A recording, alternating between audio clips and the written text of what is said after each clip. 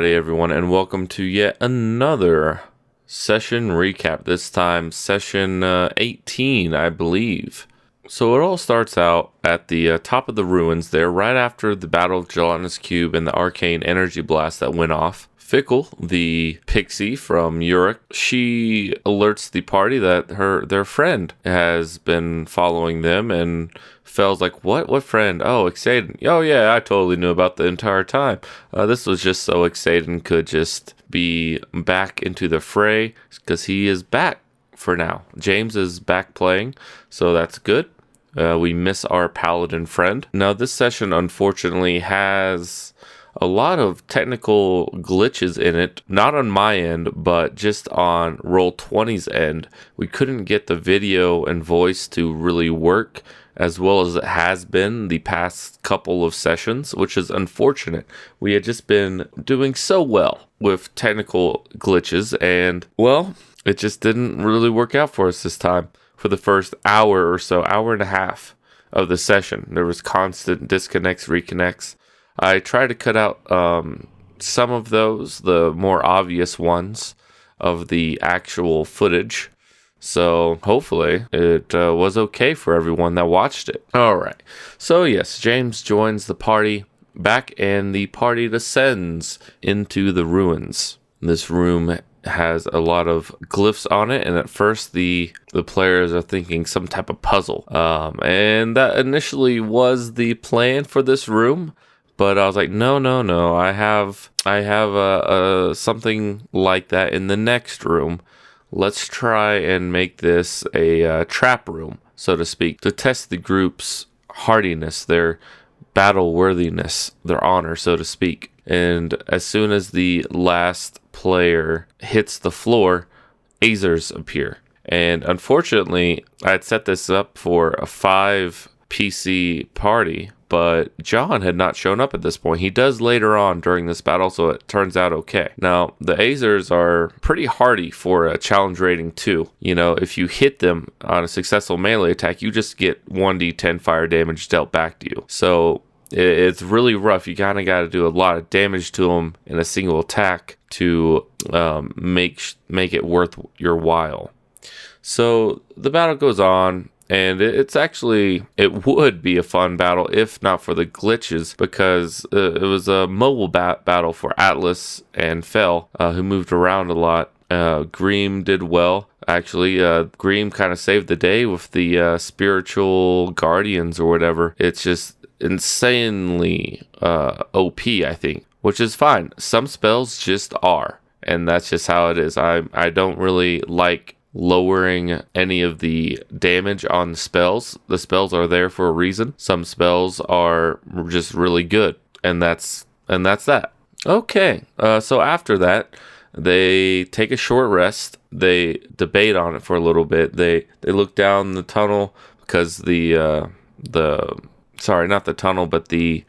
shaft, the elevator shaft, supposedly.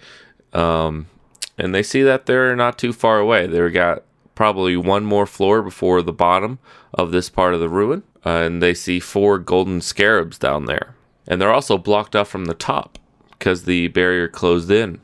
And they find out that there is some type of pressure mechanism all throughout the floor of this ruin. Very intricate, that they cannot disable. So they decide, hey, what the heck? Let's go down there. And the 4 of them get down there with Exaden on the rope being down. And all of a sudden, as soon as he's about halfway down, the barrier above gets activated and cuts off the rope, but arcane light lashes out and restrains Exaden. Now, in this room, around these scarabs are skeletons. And eventually they do some investigation that most of them, actually all of them, have their arms torn off. Now, some are neatly severed, and some are just separated by decay, as in the ligaments finally decayed, and the ball and socket joint right there just kind of popped off. So there was evidence of some bodies having some type of shear trauma to their arm, and some where the evidence was they died with their arms in the scarab's mouth. Fel had an idea of summoning monkeys, and monkeys put their arms in there, and it didn't work out too well for him, actually. The monkeys kind of freaked the fuck out, and then were listening as if they heard a voice. And then when they started shouting their answers, I guess, it was just unreadable, and they were killed. Their arms got severed off, and they got sent back. And it's at that point where the players were like, oh, okay, shit. It's got to be some puzzle riddle thing. And so they all put their arms in there, and their arms are secure, but they have... They notice something. There's a ring. When they all put their hands in, they find a ring in there, and it just kind of fits on their finger. And they all get asked riddles. Now, the riddle game actually went really well. I really enjoyed it. I wasn't too punishing to the players. I let them find it on their own for the most part. When they got close, I had them make a intelligence check because they really didn't want to lose their arms. And I was pretty lenient with the intelligence check. If they had said the answer, it was basically don't roll a 1 for the intelligence check. And I, like Alexander's case, he had actually said the answer in one of his guesses, and he rolled, I think, a 10 or an 11, and that was good enough for me, because don't roll a 1 on that case. If he had rolled a 1, I'm like, sorry, you don't know. But he didn't roll a 1, and they figured it out that his answer was key. Everyone was getting really colorful with their answers or with their thought process, and it was really interesting to see how abstract things were when all of these things were kind of physical features, which is a little different from a lot of riddles who say heart or love, you know. Kevin did not like me for his riddle, but I thought it was a really good riddle. Anyways, they all solve it, and they all have their rings, their magical items, which are... Fel definitely lucked out on his. The hardest riddle had the best loot, essentially, was how I ranked it. Atlas got his ring of protection. Alexander got his... he now has a ring of fire resistance. Fel has a ring of shooting stars, and Greem has a ring of mind shielding that has a soul already in it that talks to him. So anyways, the players go down to the next floor. It is here that they find out that this ruin is actually just part of a massive statue.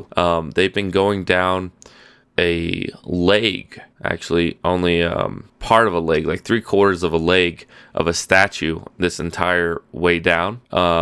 As the base floor is shaped like a foot, they figure it out, or I just tell them really, and they realize, or Greem tells everyone, that this was a setup as a trial, not solely a trial. There used to be an elevator shaft that actually would ferry people down to see the various members of interest. In this leg, we have Fen, who is one of Tur the Mountain Bane, who's a legendary NPC in my world that died roughly around 1,000 years ago. But anyways, they had these elevator shafts could go down so people could pay their respects. But if you wanted to take something, if you wanted to test your battle experience, your honor, how worthy you were, you would have to go through these trials. And that's essentially what the players did, because they didn't have access to the elevator shaft. They did it how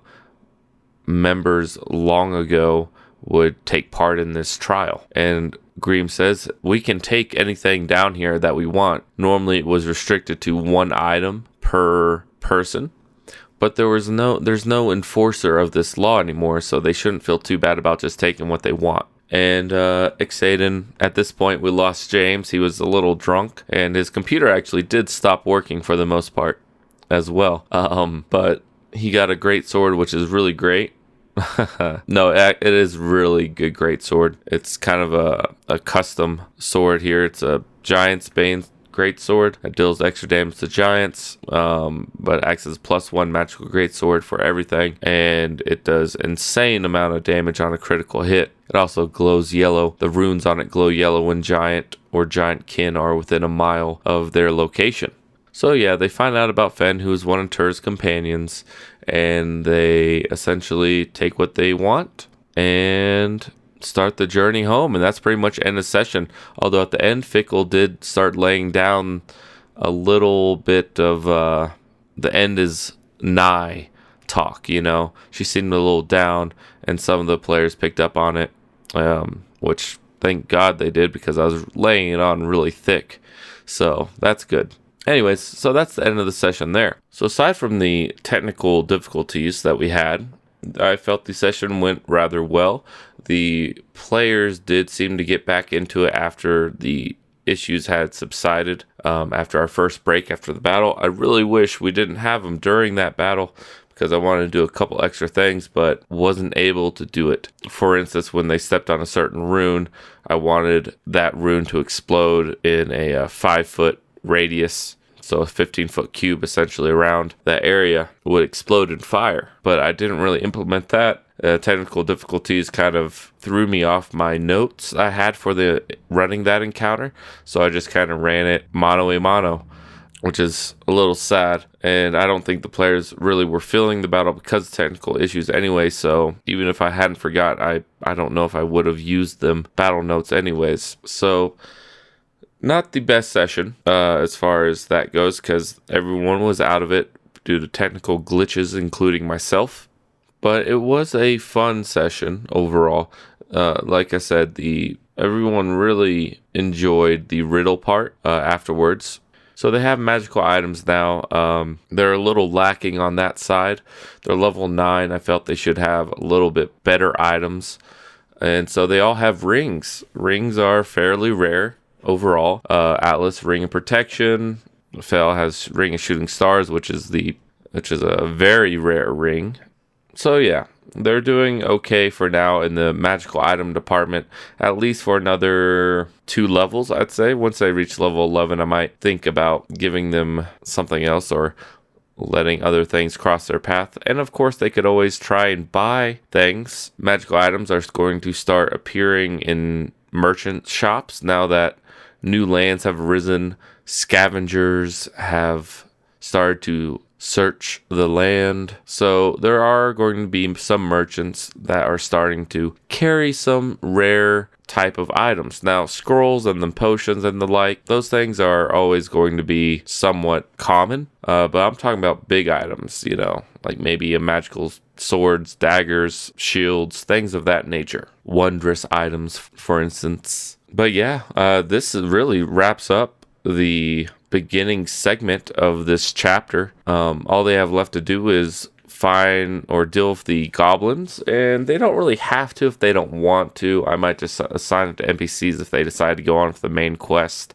which is basically they have to talk to General Sertun. That's going to be what kicks it off, essentially. And they have to actually decide for themselves to go down that path if they don't want to. There will be some repercussions, mainly for Alexander's character. There's some things about the mark I haven't quite told them yet. Obviously, it acts as a curse item. They just don't know the curse yet. I do. The curse was made up as soon as I made the item up. So that should be interesting when that happens. I'm sure they'll want to go that way anyways, because they heard about Roar and Fall from the Dryads, so they know other things are there than what Sertun wants. But as to what he wants, I guess everyone will just have to find out in the next session that hopefully we'll be playing relatively soon. All right, everyone, that pretty much does it for this session recap. As always, please like, comment, and subscribe, and I'll see you guys later.